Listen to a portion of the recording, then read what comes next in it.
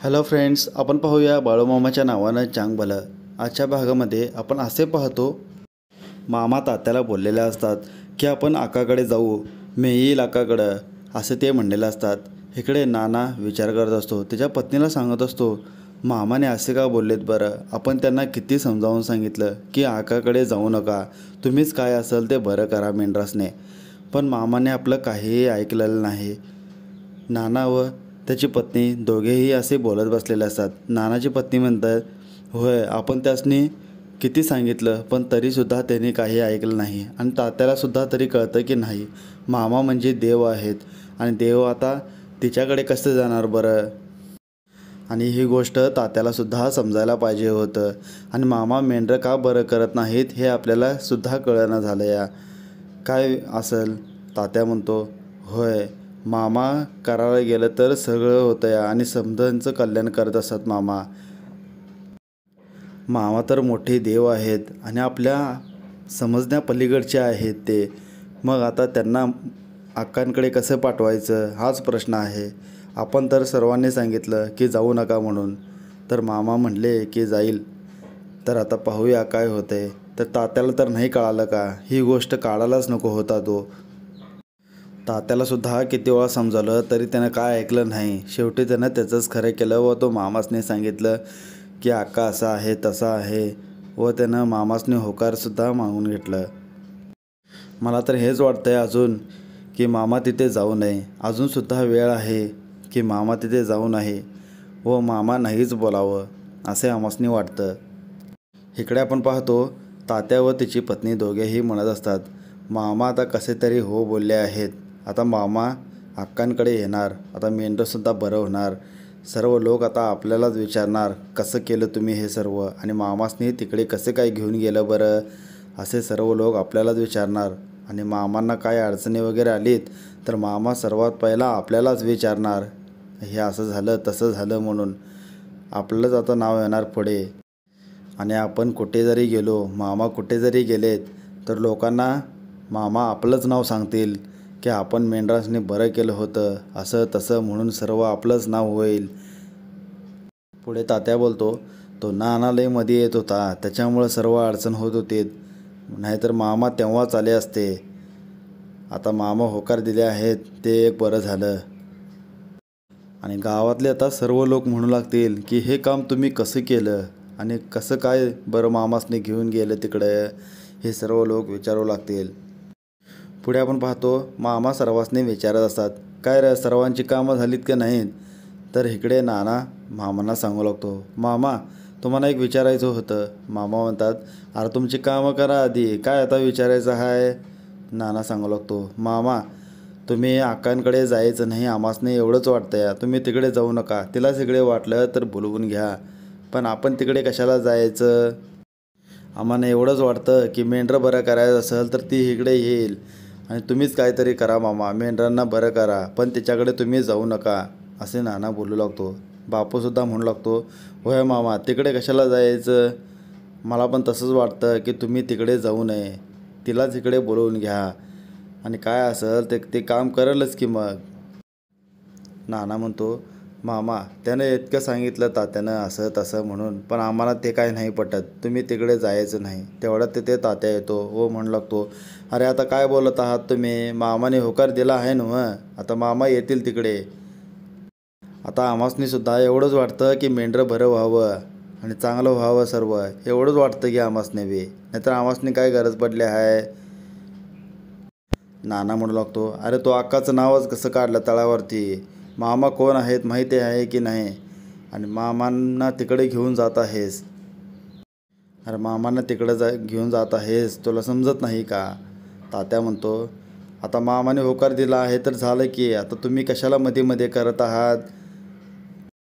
मामा सांगू लागतात, अरे तुम्ही आता सर्व लोक शांत बसा, काय असेल ते तुमचं पाहून घ्या, आणि जर त्या अक्का तळावर येत असेल तर तिला बोलवून घ्या. मामा तात्याला सांगू लागतात, हे बघ तात्या, जर अक्का येत असेल तळावर तर विचारून पहा, चांगलीच गोष्ट आहे. मग पुढे आपण पाहतो, तात्या त्याच्या पत्नीला म्हणू लागतो, सर्व चांगलं चाललं होतं आणि अचानक तो नानामध्ये बोलू लागला, त्याच्यामुळे मामा परत नाही बोलले. आता आपल्याला असं वाटलं होतं की आता सर्व काम सोपं होत आहे. मामा आता अक्कांकडे येतील आणि आपलं कामसुद्धा होईल. आपण तर चांगलंच पाहत आहे. मेंढरांचं भलं व्हावं, मेंढरांना चांगलं व्हावं म्हणून आपण हे सर्व करत आहे.